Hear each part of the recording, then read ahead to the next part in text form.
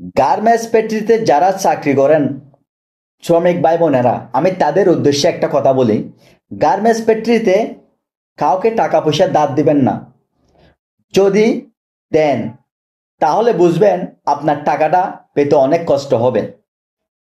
আপনি যখন টাকাটা দেখবেন, আপনার নিজের টাকা আপনি নিজের যখন চাইবেন, তখন আপনি টাকার মালিক থাকবেন না, টাকার মালিক থাকবে সেই যাকে আপনি টাকা দাঁত দিছেন, সেই মালিক হয়ে যাবে টাকার। কিন্তু আপনি মালিক হবেন না, আপনি তার পিছে পিছে ঘুরবেন টাকার জন্য। সে আপনাকে তারিখ দেবে, আগামী মাসে নিও। আগামী মাস আসছে, বেতন পাইছে, স্যালারি হয়ে গেছে, কিন্তু বলবে আবার পরের মাসে নিও।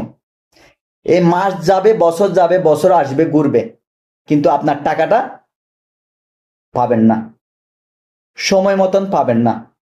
তাই গার্মেন্টস ফ্যাক্টরিতে যারা ভাই বোন শ্রমিক আছেন, তাদের উদ্দেশ্যে আমি কথাটা বলতেছি, আপনারা কখনো কাউকে টাকা পয়সা দান দিবেন না।